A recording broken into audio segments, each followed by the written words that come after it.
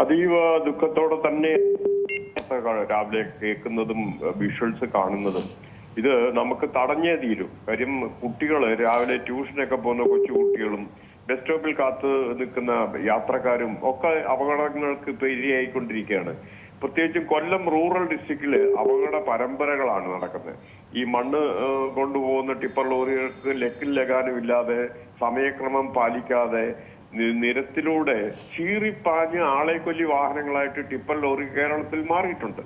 എണ്ണത്തിൽ ഏകദേശം 10,000-80,000 ടിപ്പർ ലോറികളെ കേരളത്തിൽ ഉണ്ടെങ്കിൽ തന്നെയും പക്ഷേ ഓരോ ദിവസം 2 പേരെ വെച്ച് ടിപ്പർ ലോറികൾ കൊന്നൊടുക്കിക്കൊണ്ടിരിക്കുകയാണ്. അതേപോലെ തന്നെയാണ് നമ്മുടെ ഈ സമയക്രമം. കാര്യമായ ഒരു വ്യത്യാസം അതിനുണ്ടാകണം. കാര്യം രാവിലെ സ്കൂൾ ടൈമിനാണ് ഇപ്പൊ ഇത് ബാൻ കൊടുത്തേക്കുന്നത്. ആ ബാൻ സത്യം പറഞ്ഞാൽ രാവിലെ 6 മണിക്ക് ശേഷം കുഞ്ഞുങ്ങളൊക്കെ തന്നെ ട്യൂഷനും മറ്റു കാര്യങ്ങൾക്ക് റോഡിലോട്ട് ഇറങ്ങുമ്പോൾ ആ സമയം രാവിലെ 6 തൊട്ട് 10 വരെ ഇതിനൊരു ബാൻ ഉണ്ടാകണം എന്നാണ് എനിക്ക് പറയാനുള്ളത്. പിന്നെ കേരള സർക്കാർ ഇത് അടിയന്തര പ്രാധാന്യമായിട്ടുള്ള ഒരു വിഷയമായിട്ട് എടുക്കണം. എനിക്ക് ബഹുമാനപ്പെട്ട MP-യോടും അത് തന്നെയാണ് ആവശ്യപ്പെടാനുള്ളത്. കൊല്ലം റൂറലില് ഞാൻ 22 പോലീസ് സ്റ്റേഷനാണ് ഉള്ളത്. ശ്രീ ഹരിശങ്കർ സാർ SP ആയിരുന്നപ്പോഴേ എന്നെ അവിടെ വിളിക്കുകയും ഞാൻ അവിടെ താമസിച്ച് 2 മാസം കൊണ്ട് റോഡ് അപകടങ്ങൾ എങ്ങനെ തടയാൻ പറ്റും എന്നുള്ളതിന്റെ ഒരു പ്രോപ്പർ റിപ്പോർട്ട് ഉണ്ടാക്കി അദ്ദേഹത്തിന് കൊടുത്തിരുന്നു. പക്ഷെ പോലീസിന് ഫണ്ട് ഇല്ലാത്തതുകൊണ്ട് അത് കാര്യമായിട്ട് പിന്നൊന്നും ചെയ്യാൻ പറ്റിയിട്ടില്ല.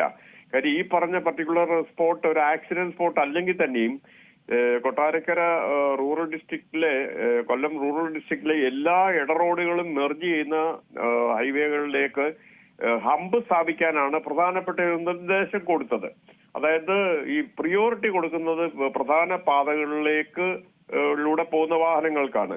ഇത് മീൻസ് സൈഡ് റോഡിൽ നിന്ന് വരുന്ന 100-100-ൽ തന്നെ ടിപ്പർ ലോറികൾ പാഞ്ഞു വന്ന് നിയന്ത്രണം തെറ്റിയിട്ടാണ് ഈ ദാരുണമായ അപകടം ഉണ്ടായത്. അതിന് ഹമ്പ് സ്ഥാപിക്കാറുണ്ട്, അല്ലെങ്കിൽ സോഫ്റ്റ് സ്പീഡ് റെഡ്യൂസർ എന്ന് പറയും. അതിന്റെ സ്പെസിഫിക്കേഷനൊക്കെ എന്റെ കയ്യിലുണ്ട്. ഞാൻ അത് അന്ന് SP അദ്ദേഹത്തിന് കൊടുത്തിരുന്നു. നമുക്കത് വീണ്ടും ചെയ്യാൻ പറ്റും. അതായത് നമുക്ക് ഈ പോലീസിന് ഇപ്പോൾ ഒരു തൂഫാൻ എന്നൊരു പ്രോഗ്രാം ഇൻട്രൊഡ്യൂസ് ചെയ്തിട്ടുണ്ട്, ഓപ്പറേഷൻ തൂഫാൻ. അതേപോലെ തന്നെ ഓപ്പറേഷൻ സുരക്ഷ എന്നൊരു പ്രോഗ്രാം പോലീസ് ഇൻട്രൊഡ്യൂസ് ചെയ്തേ മതിയാവും. കാര്യം നമ്മുടെ സ്റ്റേറ്റിൽ ഇത്രത്തോളം റോഡ് അപകടങ്ങൾ പെരുകുമ്പോൾ അതിനുള്ള ശക്തമായ പ്രതിരോധ മാർഗങ്ങൾ നമ്മൾ അവലംബിക്കേണ്ടതായിട്ടുണ്ട്. നിലവിലുള്ള പോലീസ് ഫോഴ്സിനെ തന്നെ ഉപയോഗിച്ചുകൊണ്ട് അവർക്ക് വേണ്ട ട്രെയിനിങ് കൊടുത്തുകൊണ്ട് അവരെ ഡിപ്ലോയ് ചെയ്തുകൊണ്ട്, അതായത് ഇപ്പൊ ഈ പറഞ്ഞ റോഡുകളിലൊക്കെ തന്നെ ഈ സ്കൂൾ സമയത്ത് നമ്മൾ പ്രത്യേകം ശ്രദ്ധിക്കേണ്ടതായിട്ടുണ്ട്. അവിടെ എല്ലാം പോലീസ് പ്രസൻസ് അഷ്യൂർ ചെയ്യേണ്ടതായിട്ടുണ്ട്. ഹൈവേ പോലീസ് MC റോഡിലുണ്ട്, പക്ഷെ ലോക്കൽ പോലീസിന്റെയും അതേപോലെ തന്നെയാണ് ട്രാഫിക് പോലീസിന്റെയും മോട്ടോർ വെഹിക്കിൾ ഡിപ്പാർട്ട്മെന്റ്. ഇപ്പോ ഓരോ ജില്ലകളിലും എൻഫോഴ്സ്മെന്റ് RTOമാരും അതിന്റെ കീഴെ ഉദ്യോഗസ്ഥന്മാരുമുണ്ട്. അവരൊക്കെയാണ് സത്യത്തിൽ ഈ സ്പീഡ് നിയന്ത്രിക്കേണ്ടത്. മണ്ണിന്റെ ലോഡിന്റെ വലിയൊരു പ്രശ്നം കൊല്ലം റൂറൽ ഡിസ്ട്രിക്റ്റിലുണ്ട്. അത് നിയന്ത്രിക്കാനായിട്ട് എന്തുകൊണ്ട് മോട്ടോർ വെഹിക്കിൾ ഡിപ്പാർട്ട്മെന്റിലെ എൻഫോഴ്സ്മെന്റ് ഓഫീസർമാർക്ക് സാധിക്കുന്നില്ല എന്നുള്ളതാണ് നമ്മൾ ചോദിക്കേണ്ടത്. അതേപോലെ PWD എഞ്ചിനീയേഴ്സ് ചെയ്യേണ്ടത് ഈ റോഡ് ജംഗ്ഷൻ, അതായത് മൈനർ റോഡുകൾ മേജർ റോഡായിട്ട് മെർജ് ചെയ്യുന്ന സ്ഥലത്ത് ഹമ്പ് സ്ഥാപിക്കണം എന്ന് ഇന്ത്യൻ റോഡ്സ് കോൺഗ്രസിന്റെ നിയമത്തിലുണ്ട്. കേരള സ്റ്റേറ്റ് ട്രാൻസ്പോർട്ട് പ്രോജക്ടിന്റെയും PWDയും മാനുവൽസിലെല്ലാം ഉണ്ട്. കൊല്ലം ജില്ലയിൽ പലയിടത്തും ഇങ്ങനെയുള്ള സോഫ്റ്റ് ഹമ്പുകൾ ഇല്ലാത്തത് മൂലം വരുന്ന സ്പീഡിൽ തന്നെയാണ് ടിപ്പർ ലോറികൾ പാഞ്ഞ് മെയിൻ റോഡിലേക്ക് വരുമ്പോൾ നിയന്ത്രണം തെറ്റിപ്പോകും. കാര്യം ഇതിനകത്ത് മണ്ണാണ്. ഈ മണ്ണ് ഓടിച്ചു പോകുന്ന ടിപ്പർ ലോറികൾ ആംബുലൻസ് പോകുന്നതിനേക്കാൾ വേഗത്തിൽ പോകുന്നുണ്ട്. ഇതിനെ തടയാൻ നമുക്കൊരു സംവിധാനം ഉണ്ടായേ തീരൂ.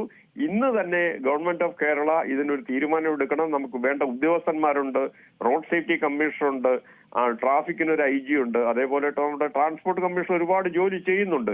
എങ്കിലും നമുക്ക് ഒരു പ്രോപ്പർ പ്ലാൻ ഓഫ് ആക്ഷൻ ഉണ്ടാവണം. അത് നമ്മൾ ഇൻസ്റ്റന്റ് ആയിട്ട് ഇംപ്ലിമെന്റ് ചെയ്യാനുള്ള ബൃഹത്തായ ഒരു പദ്ധതി വേണം. ഞാൻ സത്യത്തിൽ റോഡ് അപകടങ്ങൾ കുറയ്ക്കാൻ ഗണ്യമായ പങ്ക് വഹിച്ച ഒരാളാണ് 28 കൊല്ലമായിട്ട്. ഞാൻ വോളണ്ടിയറായിട്ട് കേരളത്തിലെ ഏത് ജില്ലയിൽ ചെന്നും വേണ്ട രീതിയിൽ അപകടങ്ങൾ കുറയ്ക്കാനുള്ള മാർഗനിർദ്ദേശങ്ങൾ കൊടുക്കാം. അതേപോലെ സ്റ്റേറ്റ് അതോറിറ്റിയിലും എനിക്ക് വേണ്ട രീതിയിൽ സംസാരിക്കാനും കാര്യങ്ങൾ കൃത്യമായി ചെയ്ത അപകടങ്ങൾ കുറയ്ക്കാൻ അറിയാം. അപ്പോ എന്നെ ഉപയോഗിക്കാൻ ഞാൻ ബഹുമാനപ്പെട്ട ഗവൺമെന്റിനോട് ആവശ്യപ്പെടുകയാണ്. നമ്മൾക്ക് ഈ മരണനിരക്ക് കുറച്ചേ മതിയാവും. ഇത് കേരളത്തിലെ ഏറ്റവും അവസാനത്തെ ഒരു റോഡ് അപകടമായിട്ട് ഇതിനെ മാറട്ടെ.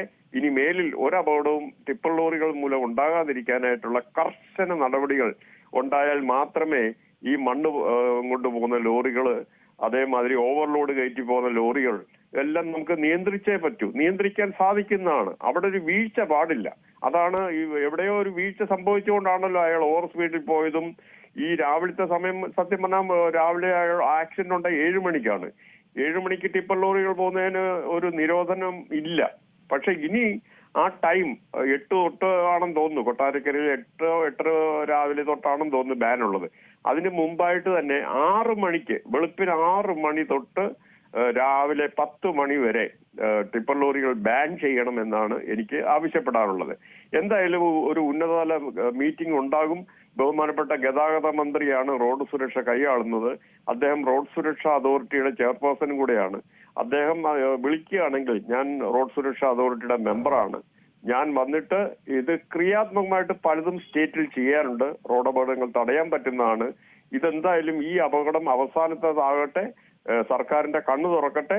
അടിയന്തര പ്രാധാന്യത്തോടെ ഒരു പ്ലാൻ ഓഫ് ആക്ഷൻ ഉണ്ടാകണം. നമുക്കത് ഇംപ്ലിമെന്റ് ചെയ്യണം. കുഞ്ഞുങ്ങളെ, പ്രത്യേകിച്ചും ഈ റോഡ് സൈഡിലെല്ലാം രാവിലത്തെ പീക്ക് അവറിൽ കാണുന്ന കുഞ്ഞുങ്ങളാണ്. അവരുടെ ജീവൻ രക്ഷിക്കാനായിട്ട് എല്ലാവരും, MLA മാരും MP മാരും അതേപോലെ പൊതുപ്രവർത്തകരും എല്ലാം മുന്നോട്ട് വരണം. നമുക്കിത് നിയന്ത്രിച്ചേ മതിയാവൂ.